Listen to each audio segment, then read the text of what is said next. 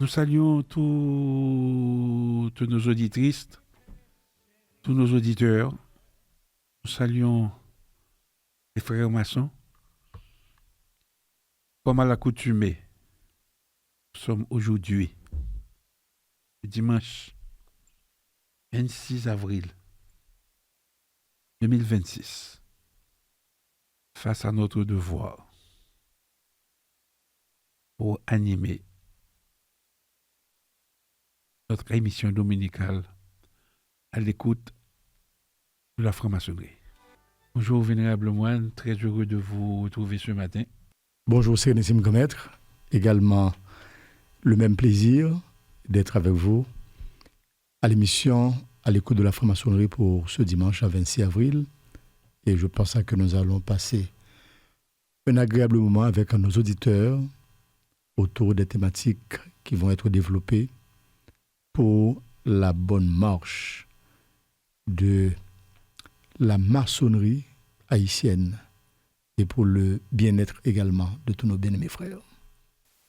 Merci, vénérable le moine, et comme à l'accoutumée, les paroles de sagesse qui vont être tirées ce matin, toujours de la Bible, la version Louis II, et Proverbe 26, et nous lisons: comme la neige en été et la pluie pendant la moisson, ainsi la gloire ne convient pas à un insensé. Comme l'oiseau s'échappe, comme l'hirondelle s'envole, ainsi la malédiction sans cause n'a point d'effet. Le fouet est pour le cheval, le mors pour l'âne et la verge pour le dos des insensés. Ne réponds pas à l'insensé selon sa folie, de peur que tu ne lui ressembles toi-même. Réponds à l'insensé selon sa folie, afin qu'il ne se regarde pas comme sage. Il se coupe les pieds, il boit l'injustice, celui qui donne des messages à un insensé. Comme les jambes du boiteux sont faibles, ainsi est une sentence dans la bouche des insensés. C'est attacher une pierre à la fronde que d'accorder des honneurs à un insensé. Comme une épine qui se dresse dans la main d'un homme ivre, ainsi est une sentence dans la bouche des insensés. Comme un archer qui blesse tout le monde, ainsi est celui qui prend à gage les insensés et les premiers venus.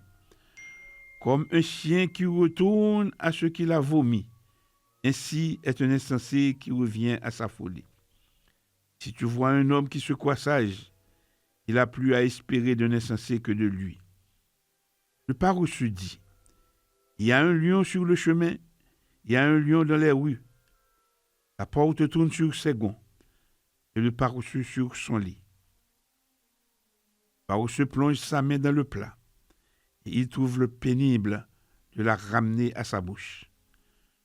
Le paresseux se croit plus sage que cet homme qui répond avec bon sens. Comme celui qui saisit un chien par les oreilles, ainsi est un passant qui s'irrite pour une querelle où il n'a que faire. Comme un furieux qui lance des flammes, des flèches et la mort, ainsi est un homme qui trompe son prochain et qui dit: n'était-ce pas pour plaisanter? Faute de bois, le feu s'éteint, et quand il n'y a point de rapporteur, la querelle s'apaise. Le charbon produit un brasier et le bois du feu. Ainsi, un homme querelleur échauffe une dispute. Les paroles du rapporteur sont comme des friandises. Elles descendent jusqu'au fond des entrailles. Comme des scories d'argent appliquées sur un vase de terre, ainsi sont des lèvres brûlantes et un cœur mauvais. Par ses lèvres, celui qui hait se déguise, et il met au-dedans de lui la tromperie. Lorsqu'il prend une voix douce, ne le crois pas, car il y a cette abomination dans son cœur. S'il cache sa haine sous la dissimulation, sa méchanceté se révélera dans l'assemblée. Celui qui creuse une fosse y tombe, et la pierre revient sur celui qui la roule. La langue fausse hait ce qu'elle écrase, et la bouche flatteuse prépare la ruine. C'était là les paroles de sagesse tirées de la Bible. Version Louis II, Proverbe 26. Chères auditrices, chers auditeurs, très chers frères, vénérables moines, vénérables collègues, chers amis, en quête de sens et de lumière.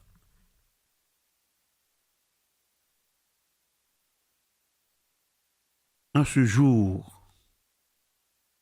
où le temps semble suspendre sa course, pour mieux nous inviter à la réflexion, nous vous accueillons ce matin avec gravité, mais aussi avec espérance, à votre émission à l'écoute de la franc-maçonnerie.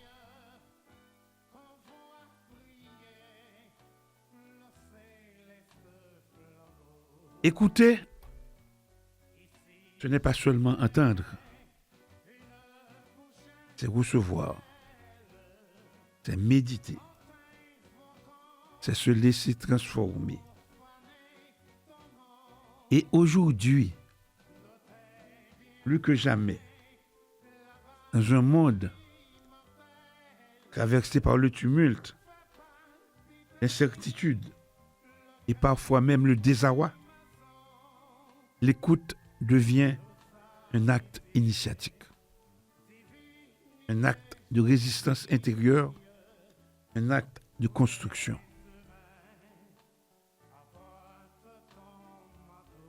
Car, que voyons-nous autour de nous?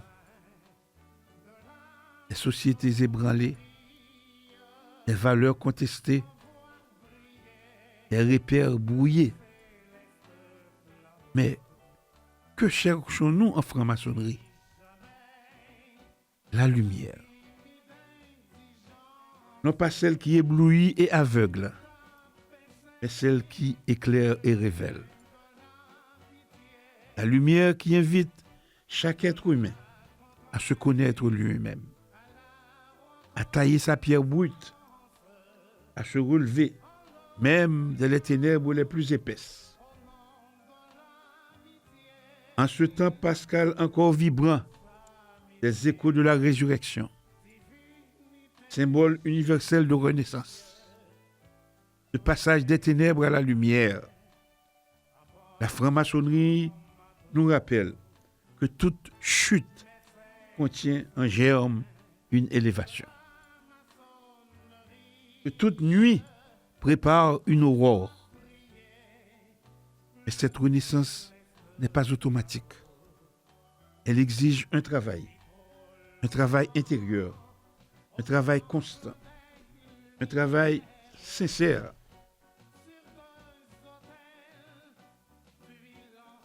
Et bien aimés frères, être initié, ce n'est pas fuir le chaos du monde, c'est apprendre à y marcher avec droiture. C'est devenir au cœur même de l'épreuve un point d'équilibre, un artisan de paix, un veilleur de conscience. Et c'est là toute la mission du franc-maçon, construire sans relâche, même lorsque tout semble s'effondrer, éclairer, même lorsque l'obscurité paraît triompher. Alors, ce matin, nous vous invitons à entrer avec nous dans cet espace de parole, de silence et de vérité. Un espace où les mots ne sont pas vains, mais porteurs de sens, de profondeur et d'élévation. Que chacun, selon sa sensibilité, sa tradition, sa quête personnelle, puisse trouver ici une étincelle, une clé, ou peut-être simplement une question nouvelle. Car parfois, ce sont les questions qui éveillent bien plus que les réponses. Bienvenue à vous toutes et à vous tous à l'émission à l'écoute de la franc-maçonnerie. Vénérable moine, et nous sommes en plein dans l'émission, dans notre émission dominicale à l'écoute de la franc-maçonnerie.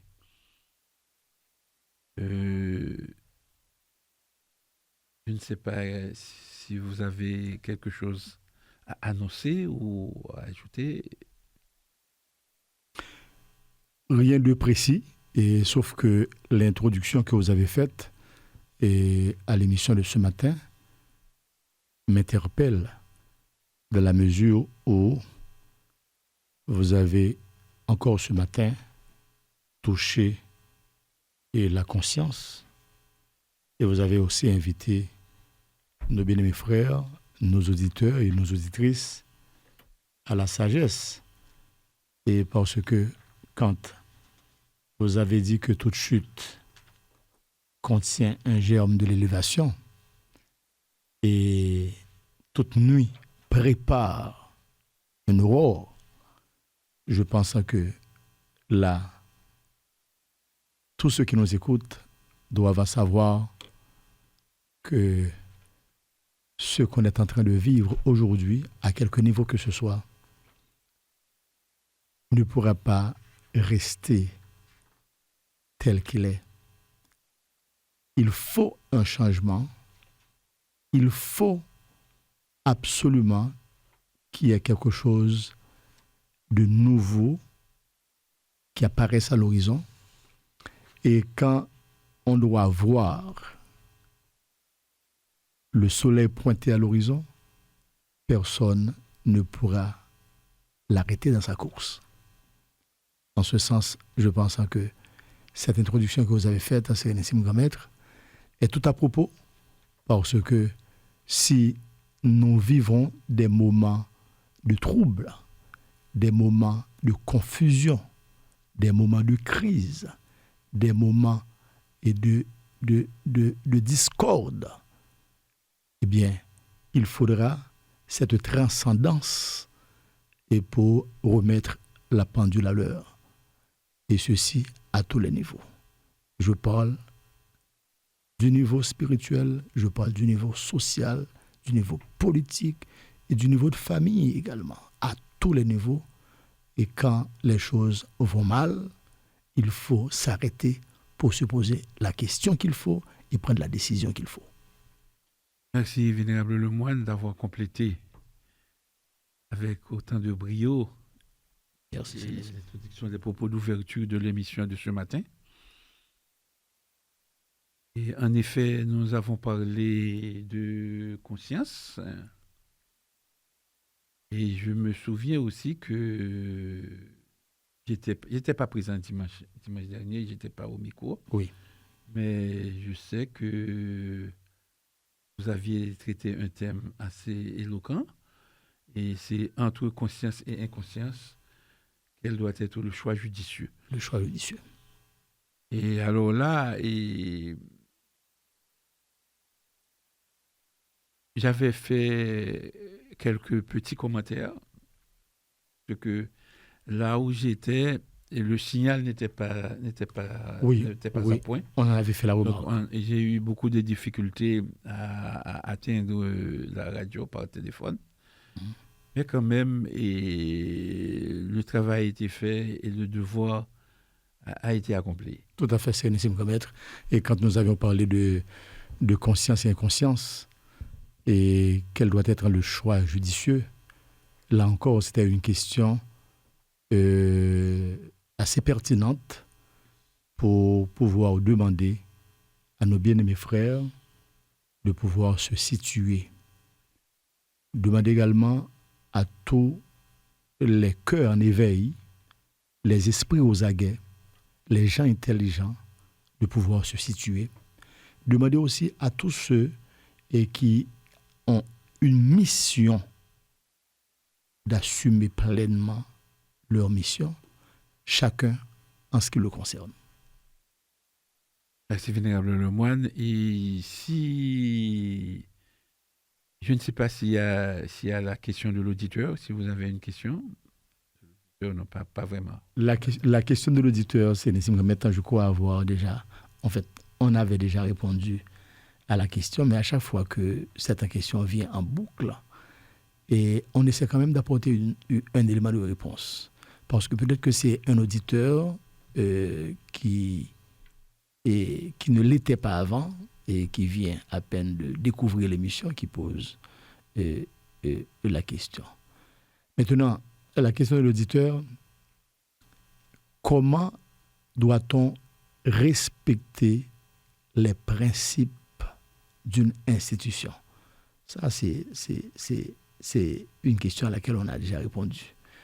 Ici, comment doit-on respecter les principes d'une institution? Moi-même, je ne cherche pas à apporter des corrections à la question de l'auditeur. Cependant, j'essaie de comprendre un peu comment il voulait situer la question. Quand les principes sont foulés aux pieds, quand les principes sont galvaudés, quand les principes sont mis de côté, quand on agit en marge des principes établis, comment doit-on faire pour porter celui-là à respecter les principes? Et comme élément de réponse, si je crois avoir bien compris la question, le sens profond de la question de l'auditeur, je pense que oui, les principes en sont là. Et ce sont justement les principes qui constituent le socle d'une institution, comme le socle d'une nation, comme le socle de l'humanité. Parce que le monde a été conçu à partir des principes. Et nous pensons que la vie, en général, c'est l'expression de principes. Nous parlons également, nos actions de tous les jours doivent être inspirées de principes de la vie. Donc, nous disons, s'il s'agit d'une institution, n'importe laquelle, dès lors que les principes recteurs, les principes fondamentaux ne sont pas respectés, eh bien, vous allez assister à un effritement de valeurs, vous allez assister à un dégringolade, vous allez assister au désordre, vous allez assister au déséquilibre, à une sorte de déséquilibre, vous allez assister également à un laisser-aller préjudiciable à tout le monde. D'où la nécessité pour nous d'avoir toujours des gens qui défendent les principes établis. Et quand les principes sont établis, justement pour pérenniser les institutions. Et pour qu'une institution soit pérenne, il faut absolument que les principes de base qui constituent le socle fondamental, il faut que ces principes soient respectés. Donc, et pour l'auditeur, comment doit-on faire respecter ou respecter les principes d'une institution? Eh bien, c'est d'avoir toujours des veilleurs, des gens qui sont là pour dire halte là, quand il faut dire halte là, des gens qui sont là pour dire et stop, des gens qui sont là pour dire et le mot du doigt, des gens qui sont là pour donner et les principes. À un certain niveau, c'est Nissim Gamet, à un certain niveau, et vous allez voir le rôle de l'école, par exemple, le rôle de l'école qui donne des principes. Vous allez, à un certain niveau, vous allez aussi voir le rôle des églises, et sur le plan moral, qui parlent de principes. Évidemment, et c'est discutable ce que je vous dis, mais les églises donnent également des principes. Mais l'une des plus anciennes institutions que l'humanité a connues, c'est la famille. La famille édicte des principes. Et ce sont les gens issus d'une famille qui vont maintenant être des citoyens de demain et qui vont monter une institution. Là encore, ils sont bien obligés de garder les principes. Donc pour l'auditeur, je pense avoir apporté un élément de réponse. L'une des raisons, l'une des façons de défendre les principes dans une institution, c'est d'avoir toujours des gens qui disent non quand il faut dire non, des gens qui disent avancer quand il faut dire avancer. Bon, merci Vénérable Lemoine. Mais qu'est-ce que je pourrais ajouter?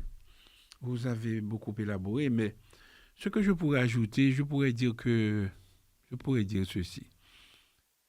En fait, respecter les principes d'une institution, c'est pas seulement suivre les règles.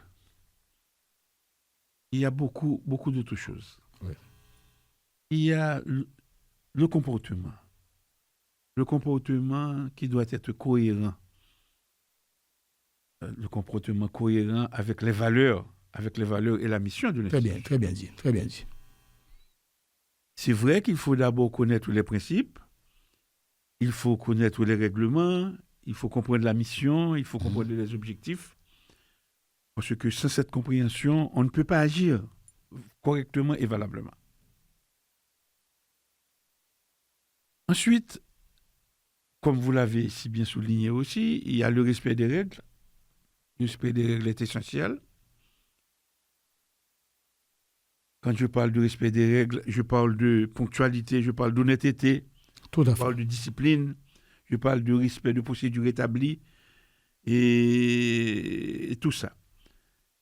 Au-delà de tout ça, il y a aussi le respect des personnes, des collègues, des supérieurs, des usagers. Correct. Parce que toute institution repose d'abord sur les relations humaines. Donc, adopter une attitude respectueuse, il faut écouter les autres, éviter les conflits. Éviter les conflits. C'est important. Là, vous tombez à pic, c'est bien, c'est correct. Éviter les conflits. C'est l'un des principes de base. Parce que vivre en société demande un niveau de civilité. Donc, il faut éviter les conflits. Et voir les créer. Voir les créer. Donc, pour les créer, c'est même pas pensable. Il y a aussi la responsabilité personnelle. La responsabilité personnelle joue également un grand rôle. En ce sens, chacun doit pouvoir assumer ses actions, reconnaître ses erreurs et chercher non seulement à les corriger, mais aussi à s'améliorer. Ce sont là les valeurs. Enfin, on peut aussi parler d'intégrité, de caractère, agir de manière juste, même quand personne ne regarde. Il faut éviter toute forme de corruption et de favoritisme. C'est là qu'il faut agir. Je ne sais pas si on pourrait peut-être essayer d'adapter et ce que nous venons de dire à notre institution particulière, qui est la franc-maçonnerie. Qu'est-ce qu'on pourrait dire en ce sens? Eh bien, et si vous allez prendre la franc-maçonnerie, c'est toujours le même cas d'espèce. Il faut toujours respecter les principes. Parce que quand nous parlons de principes, on doit aussi souligner ce qu'on appelle les principes républicains. Les principes républicains, les principes qui régissent le fonctionnement de la République. Et le comportement éthique de chaque citoyen. Comportement éthique de chaque citoyen. Et quand nous prenons, par exemple, une nation avec sa devise comme la nôtre, liberté, égalité, fraternité, là encore, ce sont des principes de base qui constituent le socle de la nation. Voilà pourquoi moi je pense que la question de l'auditeur nous porte à une réflexion assez profonde. Et l'auditeur a parlé de principes, mais nous pouvons étendre nos réflexions autant que faire se peut. Oui, et parlant de la franc-maçonnerie et Vénérable Lemoine, qu'est-ce que je pourrais ajouter? Il y a des gens qui pensent que respecter les principes de la franc-maçonnerie, c'est simplement donner son adhésion. Non, ça va au-delà de ça. C'est surtout l'engagement personnel que l'on prend pour vivre selon ses valeurs. Très bien. Et parlant de valeurs au niveau de la franc-maçonnerie, parlant de principes au niveau de la franc-maçonnerie, sans rentrer dans des détails particuliers, on peut parler de la recherche de la vérité et de la connaissance. On peut parler de la tolérance et le respect des différences. On peut parler de la fraternité. On doit parler de l'intégrité morale. On doit parler de la discrétion. On doit parler du travail sur soi en termes de perfectionnement personnel. En résumé, respecter les principes de la franc-maçonnerie, ce sont les appliquer correctement dans sa vie de tous les jours. Pas seulement dans un cadre formel. Il faut les pratiquer. Il faut les vivre. Et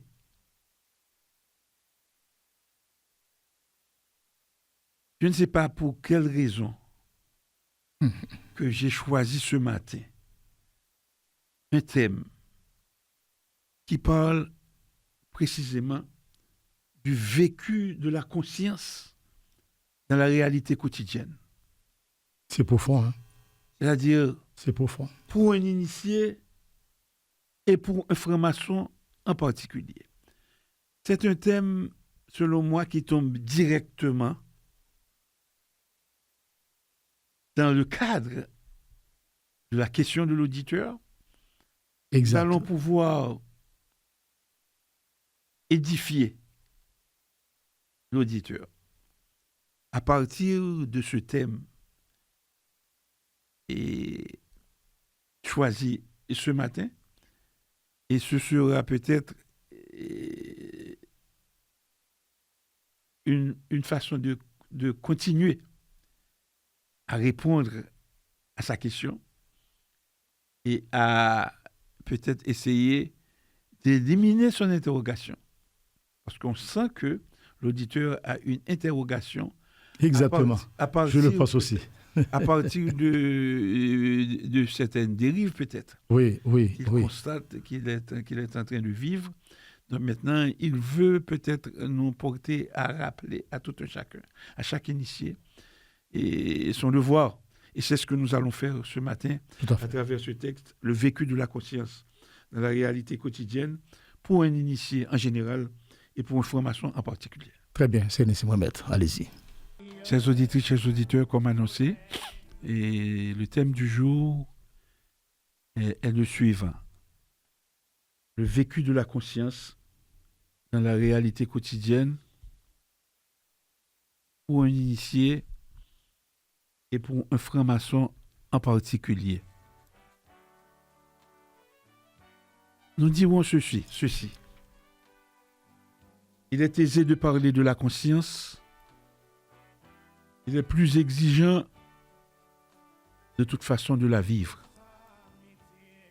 Car la conscience n'est pas une idée,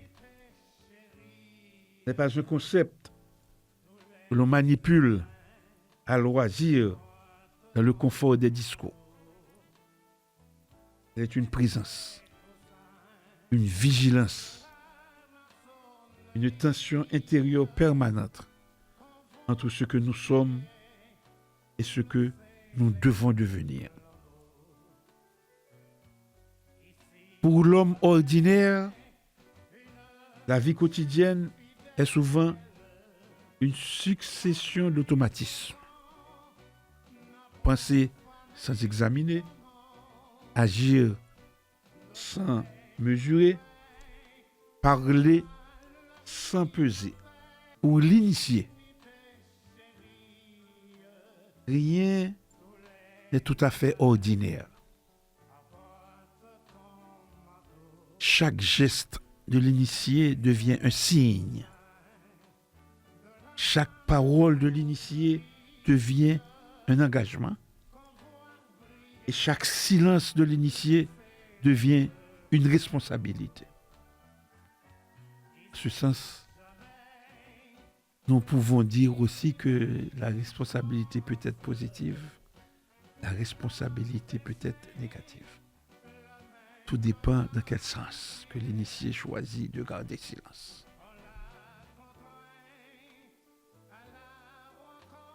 Là où d'autres traversent le monde, l'initié, lui, a pour devoir de se traverser lui-même. Il observe non pour juger, mais pour comprendre.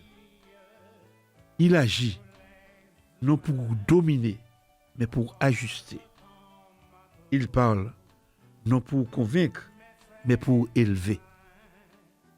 Car vivre en conscience, ce n'est pas s'extraire du monde, c'est y être plus profondément encore, mais autrement.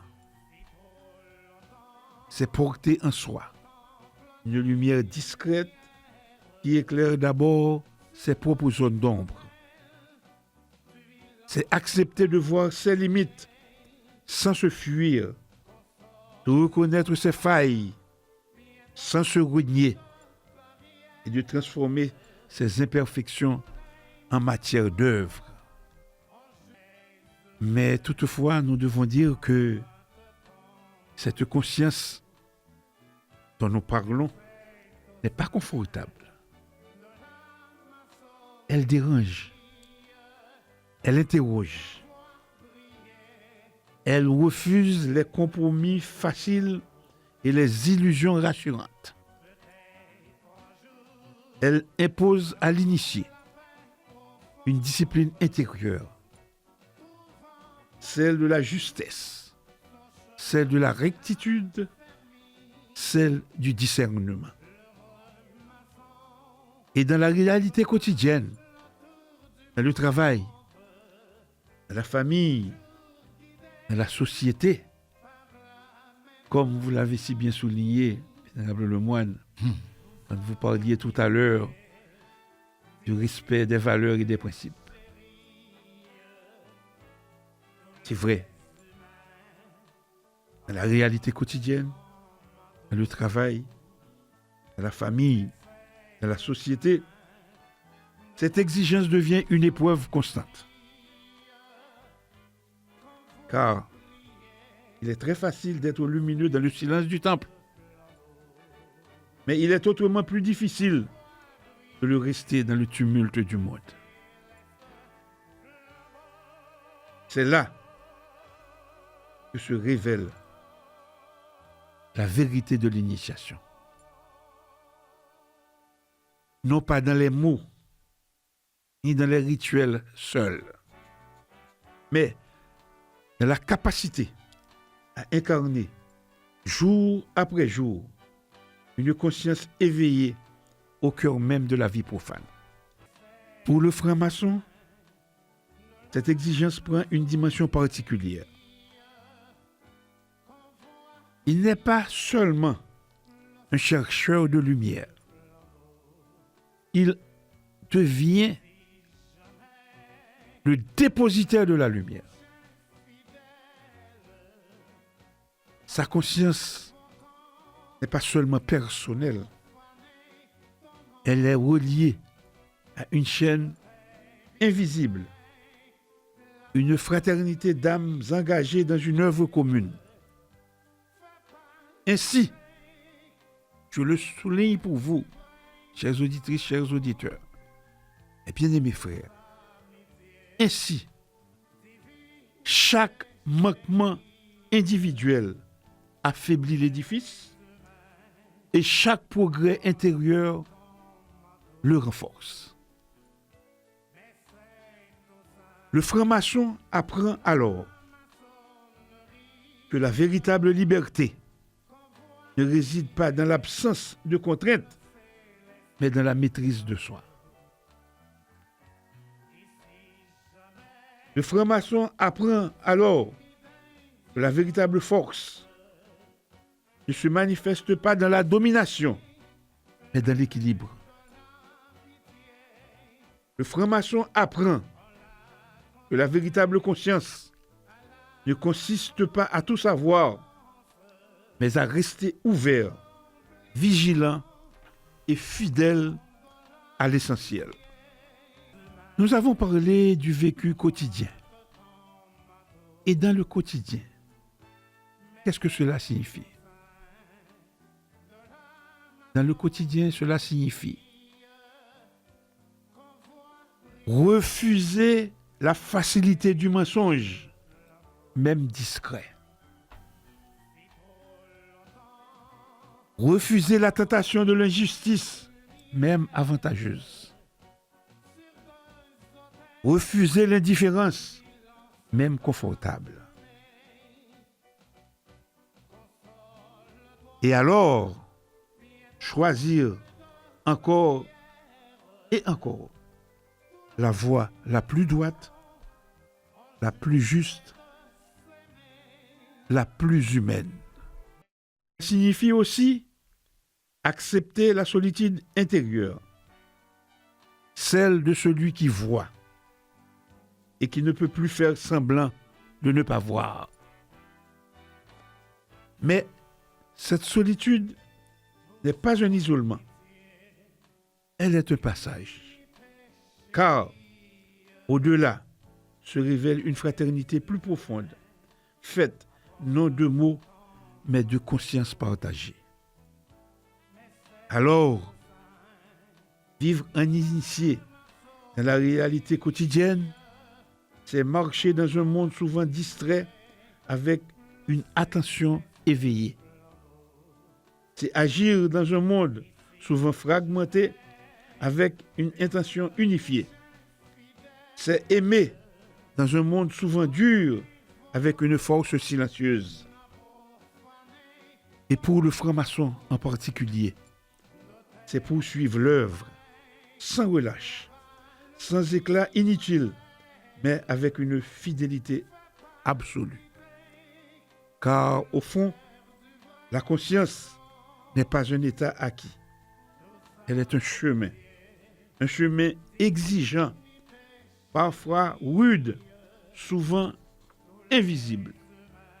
C'est un chemin qui, pas à pas, conduit l'homme de l'ombre à la lumière et de lui-même à beaucoup plus que lui-même. Vénérable Lemoine, et le moment est venu pour nous de produire nos commentaires et de produire cette interaction que nous faisons généralement après le thème choisi. Mais avant de rentrer dans les interactions, je dois faire remarquer à tous nos auditeurs, toutes nos auditrices, que le thème que vous venez de débattre est si profond que ça peut arriver à éveiller même les consciences en léthargie, en état de léthargie. Parce que quand on parle du vécu de la conscience de la réalité quotidienne, c'est que nous sommes toujours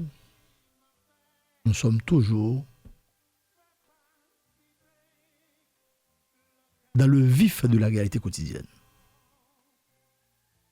Et il y a une réalité qui nous guette le pas.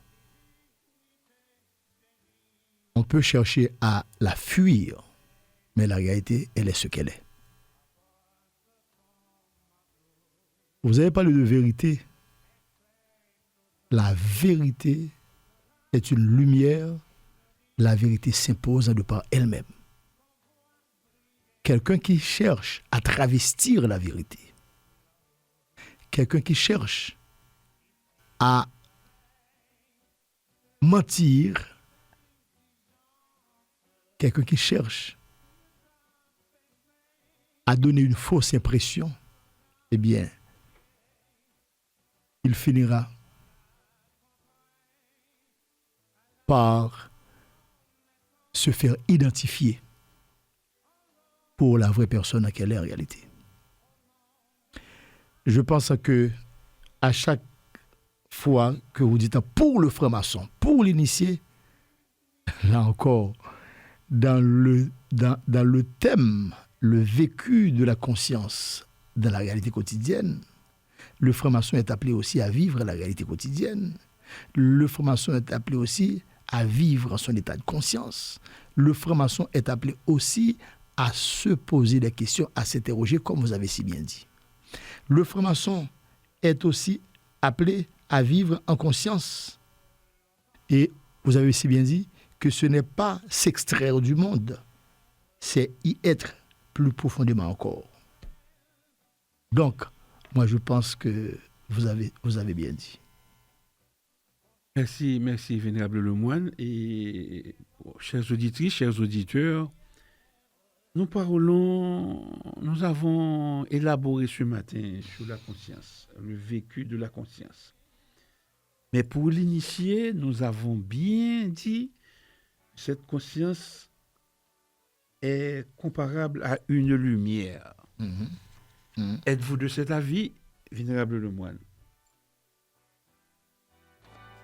Et oui, mais une lumière particulière, pas celle qui brille à l'extérieur, mais celle qui éclaire l'intérieur du temple.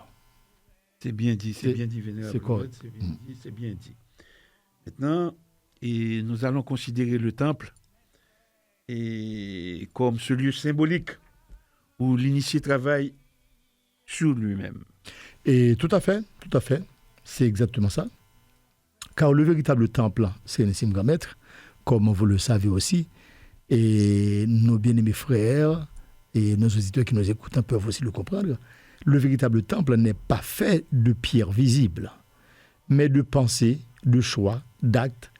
Et la conscience en est la lampe toujours allumée, ou parfois vacillante. Alors, nous pouvons avancer en ce sens et pour dire et affirmer que vivre en conscience, ce serait quand même entretenir cette lumière. Et je suis tellement d'accord et qu'il faut toujours entretenir cette lumière et surtout veiller à ce qu'elle ne s'éteigne pas. Car dans la vie quotidienne, dis-je, les vents sont nombreux, les passions, les intérêts, les illusions. Eh bien, vous savez à quoi ça me fait penser? Ça me fait penser à la pierre brute. Oui. Comme on dit, l'homme tel qu'il est, avec ses imperfections. Avec ses imperfections, tout à fait. Eh bien, c'est Nissim Maître, c'est très juste. L'initié est une pierre brute en devenir. Une pierre brute en devenir. Et la conscience est le regard qu'il porte sur lui-même, lui permettant de discerner ce qui doit être taillé. C'est fondamental. Parce que la pierre brute est une représentation physique. Et si on n'atteint pas un niveau de conscience, on peut rester à cette phase de pierre brute sans jamais arriver à se transformer en pierre polie. Et alors, quels seraient donc les outils de travail de l'initié? Eh bien, rappelons quelques outils. Eh bien, c'est Nissim Grand Maître. On ne saurait parler de tout ça sans parler du maillet, par exemple, pour agir. Symbole de volonté. Et les ciseaux, c'est pour ajuster. Parce qu'il faut savoir tailler. C'est à l'aide des ciseaux qu'on arrive à tailler vraiment, mais c'est pour ajuster. Mais surtout, la règle et l'équerre pour vérifier la justesse. Donc, l'initié est appelé toujours à vérifier la justesse de ses actions de tous les jours. La justesse de son comportement, la justesse de ce qu'il dit, la justesse de ce qu'il pense, la justesse de ce qu'il fait, la justesse de sa façon d'agir. L'initié est appelé à utiliser tous ces instruments dans sa vie de tous les jours.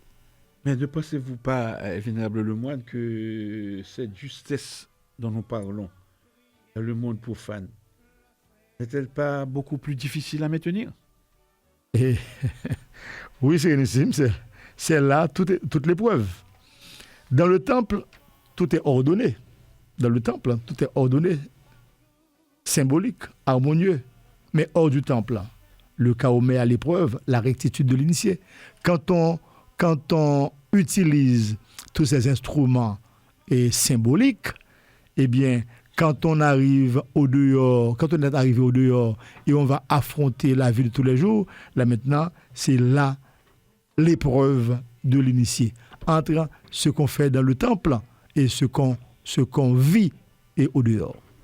Alors là, nous pouvons automatiquement faire la relation donc de la conscience, la relation entre la conscience qui devient une sorte de fil à plomb intérieur. Oui, oui. C'est une très bonne image, une magnifique image, et un fil à plomb qui ramène toujours l'homme vers son axe, vers sa verticalité.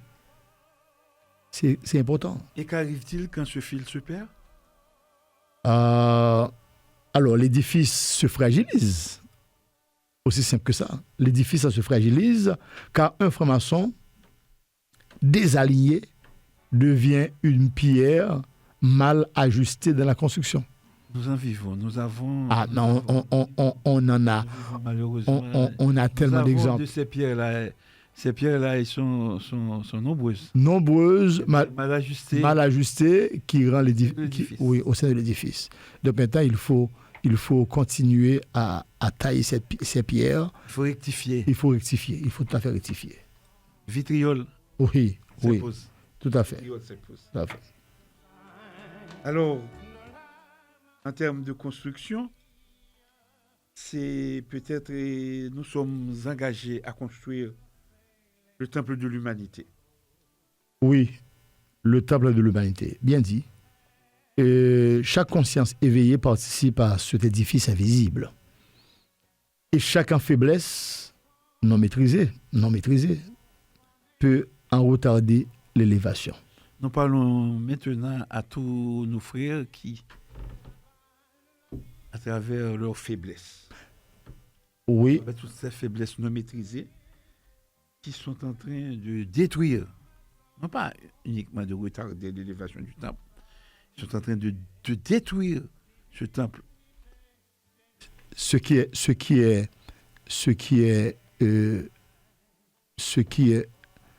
je dirais, malheureux, parce que le frère maçon est appelé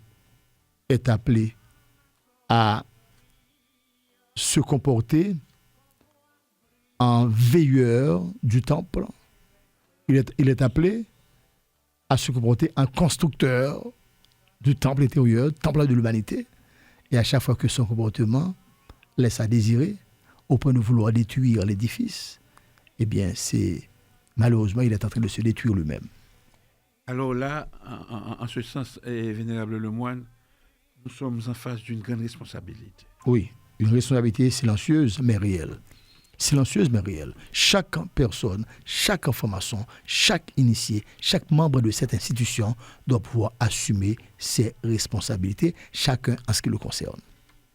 Oui, en effet, c'est vrai, parce que le franc-maçon ne saurait travailler uniquement pour lui-même, mais chaque franc-maçon travaille pour l'ensemble de la chaîne d'union.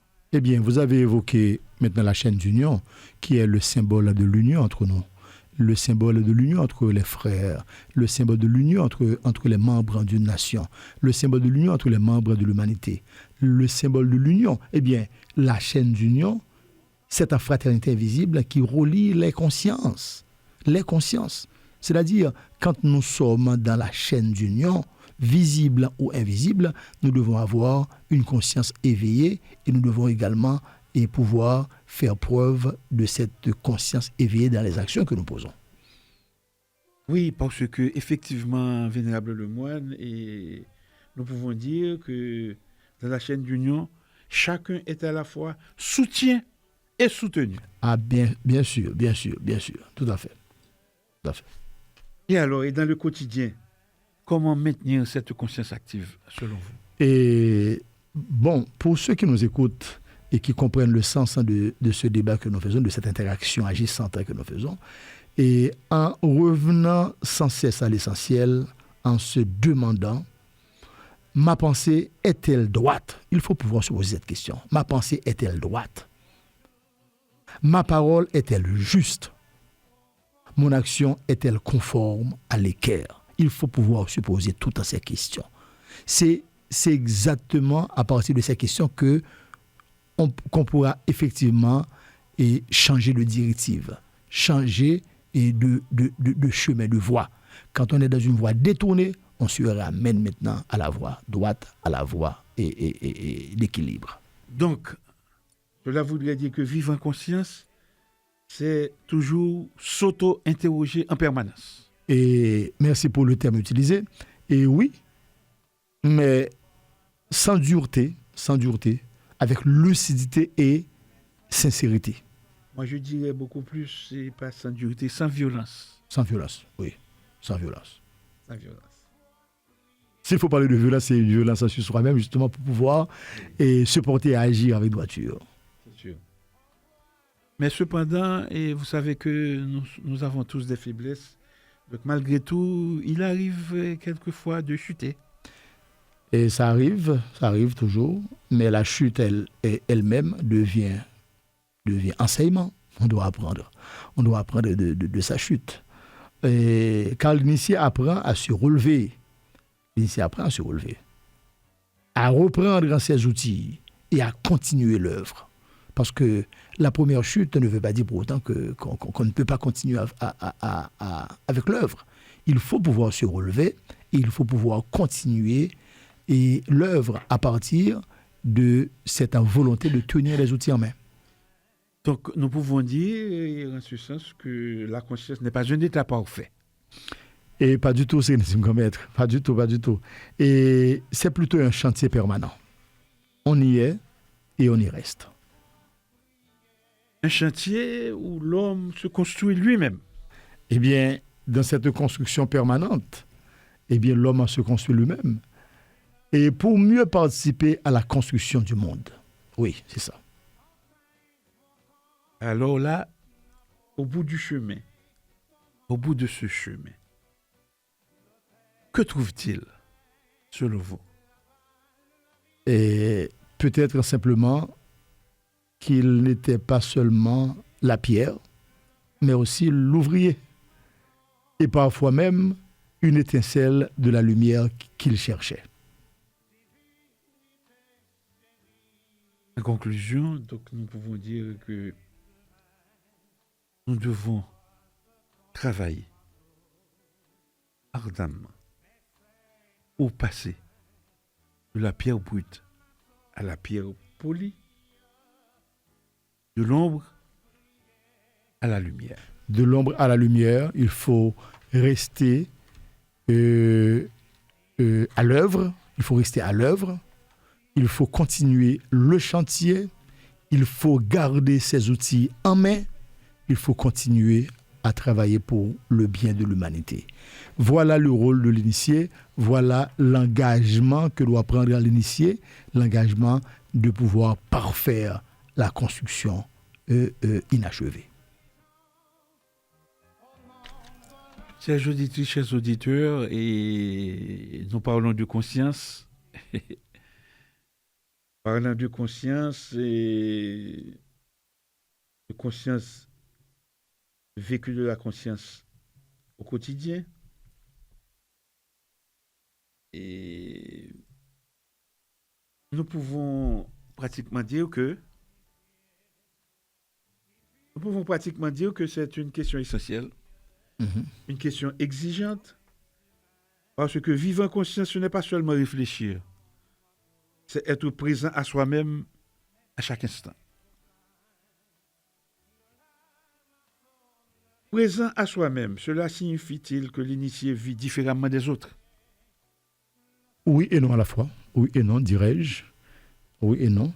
Extérieurement, il vit dans le monde, affronte les mêmes réalités, les mêmes difficultés. Mais intérieurement, qu'est-ce qu'il y a? Tout change. Et qu'est-ce qui change précisément? Et disons le regard, l'initié ne subit plus simplement les événements. Il les observe, il les interroge, il les transforme intérieurement. Donc, la conscience, selon ce que vous venez de dire, la conscience serait une forme de vigilance. Exactement, c'est Sérénissime Grand Maître. Écoutez, et quand nous parlons de conscience, nous faisons référence également à une vigilance constante, une attention à ses pensées, à ses paroles, à ses actes. Donc, l'initié ne saurait s'échapper à cette initiative de garder sa conscience éveillée parce que il doit être toujours conscient de ses responsabilités et de son travail dans cette quête de lumière et de la construction de l'humanité. Moi, mon impression est que cela doit être difficile à vivre dans un monde où tout va vite, où tout pousse à la distraction. Et je ne m'en disconviens pas. C'est même une épreuve permanente. Une épreuve permanente. Oui, c'est vrai. Je ne m'en disconviens pas. Oui. Je ne m'en disconviens pas. Et c'est Mohamed, il est difficile d'être centré dans le calme. Il est plutôt facile. Oui, c'est vrai. Il est facile d'être centré dans le calme. Mais rester conscient dans le tumulte, voilà le véritable travail. Oui. Et ce travail, et pour le franc-maçon en particulier, cette exigence n'est pas différente. Elle est plus grande encore. Car le franc-maçon ne cherche pas seulement la lumière, il s'engage à la porter. Et non seulement qu'il s'engage à la porter soi, et il s'engage aussi à la porter même en dehors du temple.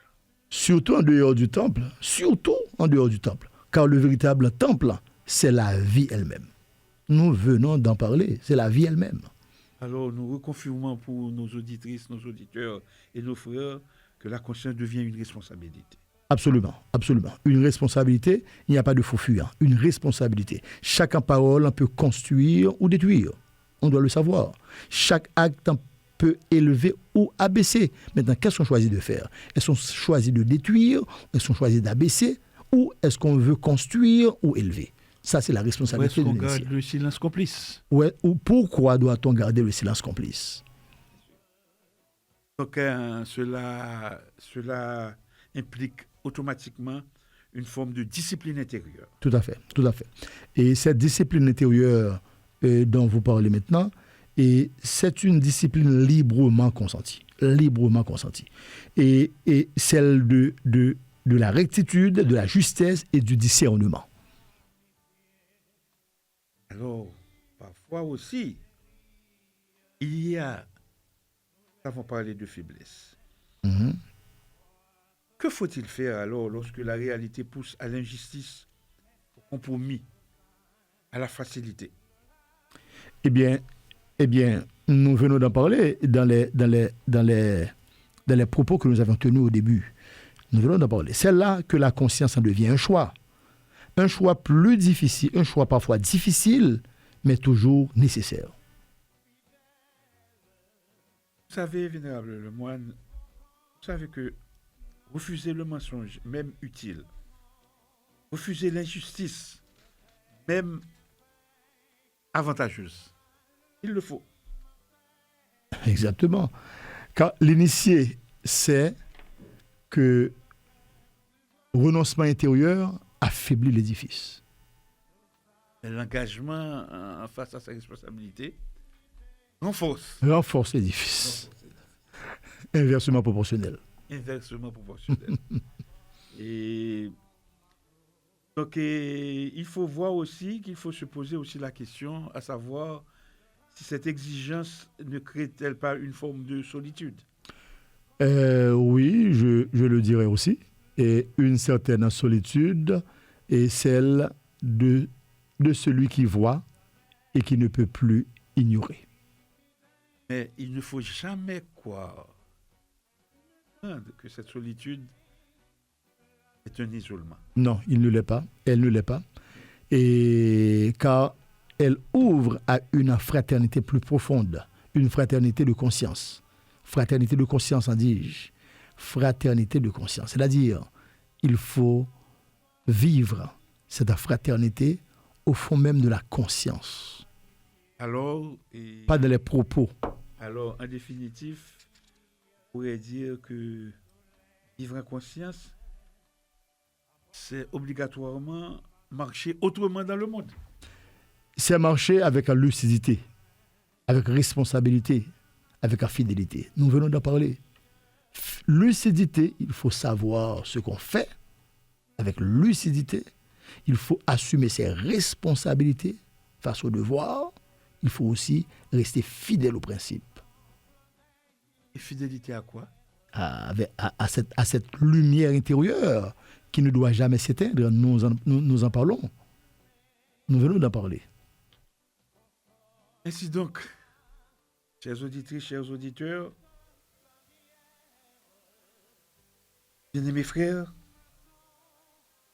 le vécu de la conscience, comme nous l'avons souligné préalablement, n'est pas une idée abstraite. C'est un chemin. Je dirais qu'un chemin exigeant, mais profondément transformateur. Profondément transformateur. Parce que ce changement exigeant et dont nous parlons a ses principes. Alors là, ce chemin, conclusion, dire que c'est le chemin qui mène de l'ombre à la lumière. Le chemin le plus long, le chemin le plus, je dirais, attirant de l'ombre à la lumière. Voilà la responsabilité de l'initié. Il doit rester sur ce chemin et arriver au terminus pour atteindre la lumière. Nous parlons de lumière, nous parlons de sagesse. Voilà le rôle de l'initié. Merci pour ces échanges, et Vénérable Lemoine, et nous pensons avoir humblement fait notre devoir ce matin. Un devoir envers notre conscience, un devoir envers l'institution à laquelle nous appartenons. Nous parlons de la maçonnerie universelle. Un devoir envers nos auditeurs qui nous écoutent à chaque dimanche matin, nos auditeurs et nos auditrices. Un devoir envers les francs-maçons qui ont besoin de repères, et certains d'entre eux voient les choses se dégénérer. Certains voient les choses se dégringoler, Se détériorer. À plusieurs termes. Et à plusieurs termes. Donc, avec ce qu'on, à partir de ce qu'on voit, nous pensons que l'émission cette émission chaque dimanche matin, à l'écoute de la franc-maçonnerie sur les ondes de Radio Guinée, je pense que l'auditeur, le franc-maçon, le jeune initié, il peut se retrouver.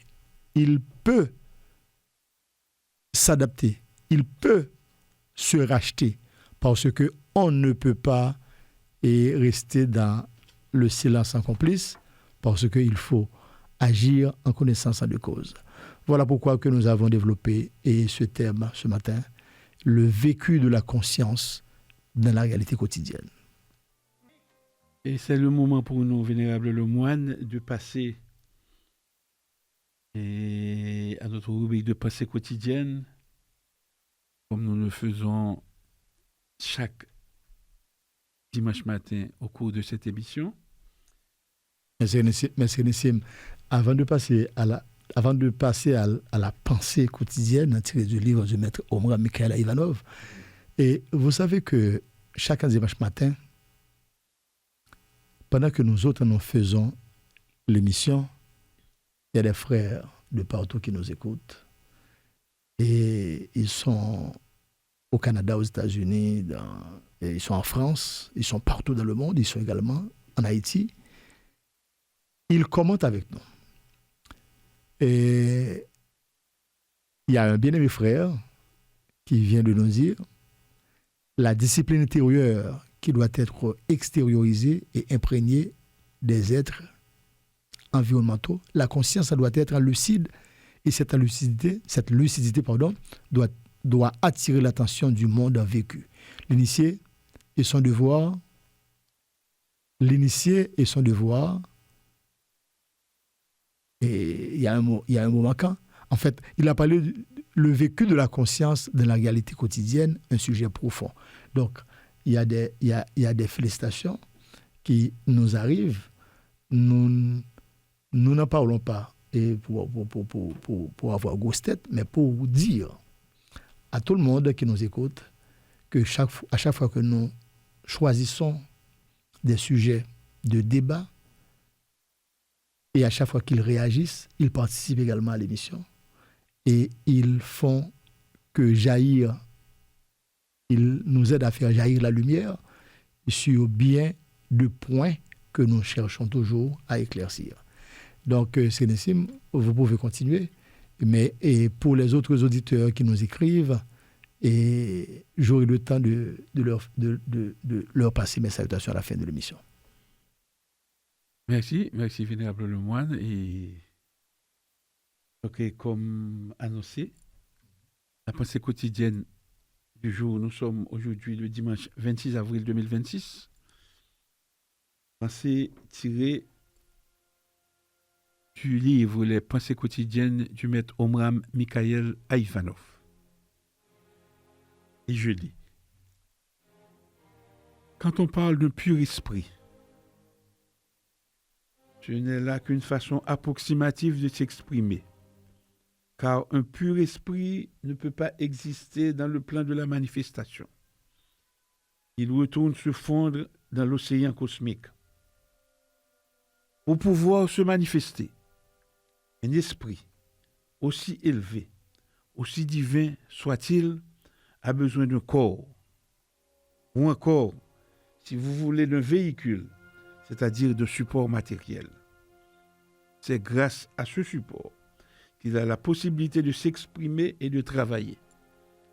Mais plus l'esprit qui se manifeste est sublime, plus son corps, son véhicule, c'est-à-dire la matière qui l'enveloppe, est tenue, subtile, lumineuse, au point que les deux, esprit et matière, se confondent.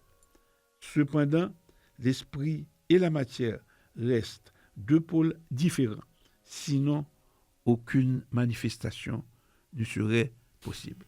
C'était là, pensée quotidienne du jour, tiré du livre Les pensées quotidiennes du maître Omram Mikhaël Aïvanov, pensée que nous ne commentons pas, jamais. Qui rentre quand même dans l'esprit même du débat que nous faisons ce matin. Certainement, Vénérable Lemoine. Comme à l'accoutumée et Vénérable Lemoine, la grande évocation. Du point de lumière de la pensée de Dieu,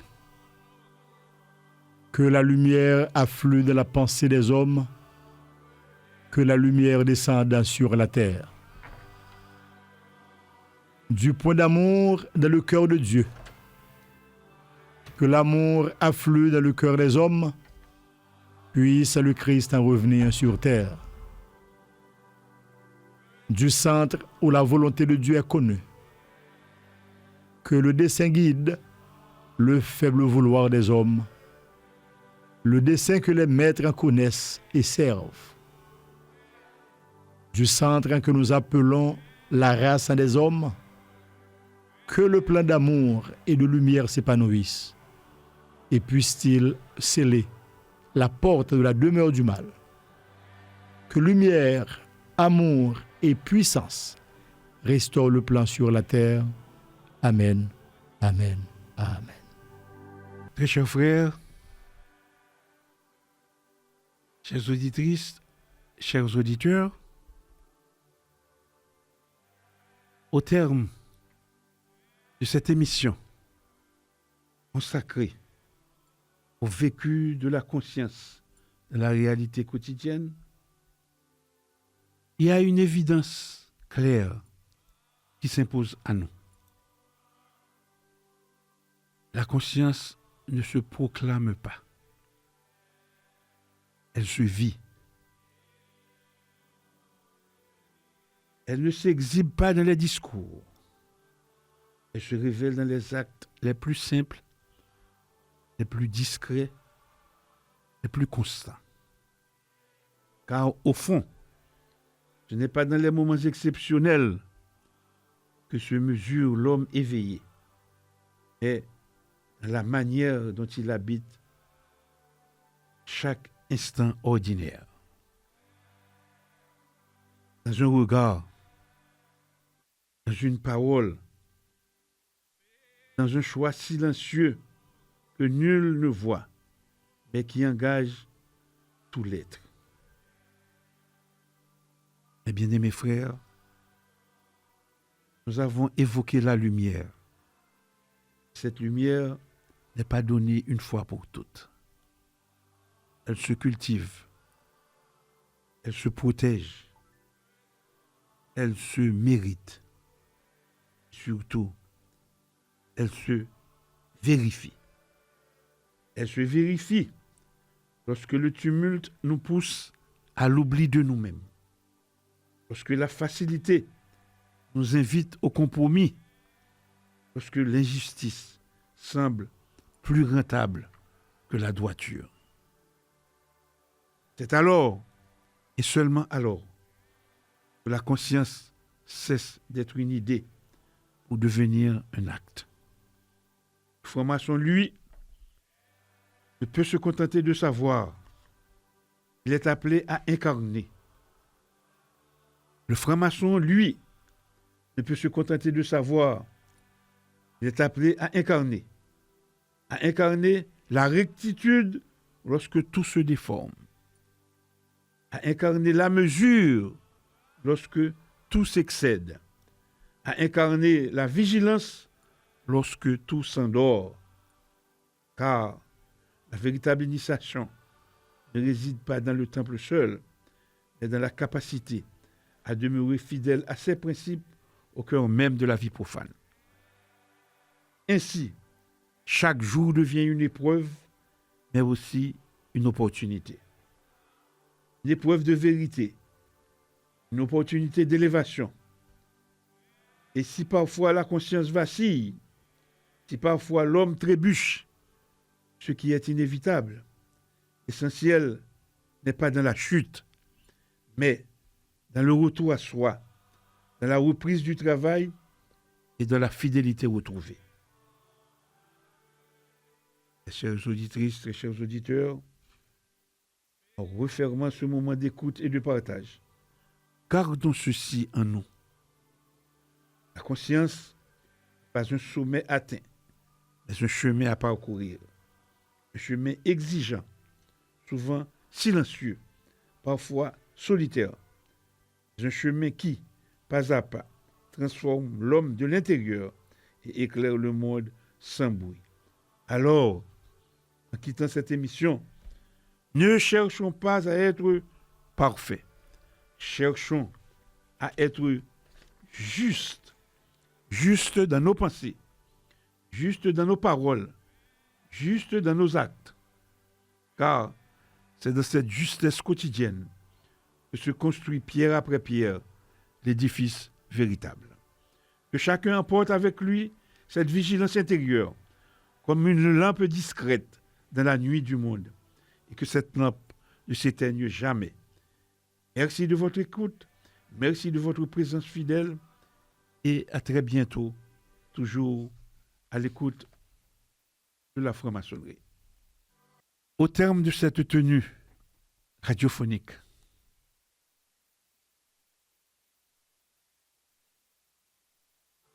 nous faisons le devoir de vous lire cette déclaration du Grand Conseil des Sages. Au terme de cette tenue radiophonique, le Grand Conseil des Sages, en sa conscience éveillée, s'adresse à tous les frères, ainsi qu'à tous les êtres de bonne volonté, qui, dans l'ombre ou dans la lumière, œuvrent pour l'élévation de l'humanité. Nous déclarons que le temps que nous vivons n'est pas un temps ordinaire, il est un temps d'épreuve, un temps de dévoilement, un temps où l'essentiel est mis à nu.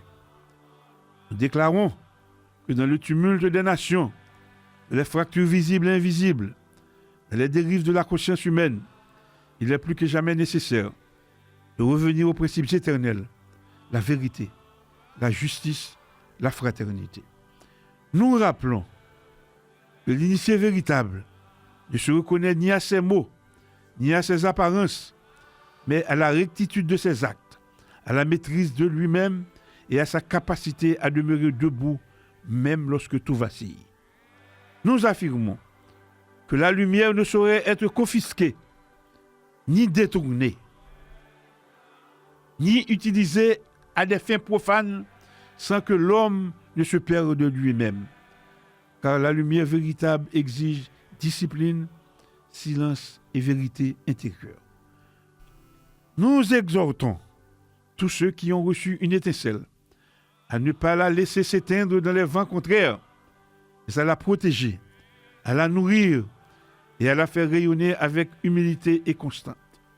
Nous invitons chaque frère, chaque conscience éveillée à reprendre le travail sans relâche, sans orgueil, sans illusion, car l'œuvre est vaste et le chantier infini. En cet instant de clôture, nous élevons une pensée vibrante pour ceux qui souffrent en silence, pour ceux qui luttent dans l'ombre, pour ceux qui cherchent encore la voie. Que la paix les atteigne, que la force les soutienne, que la lumière les guide. Ainsi parle le grand conseil des sages.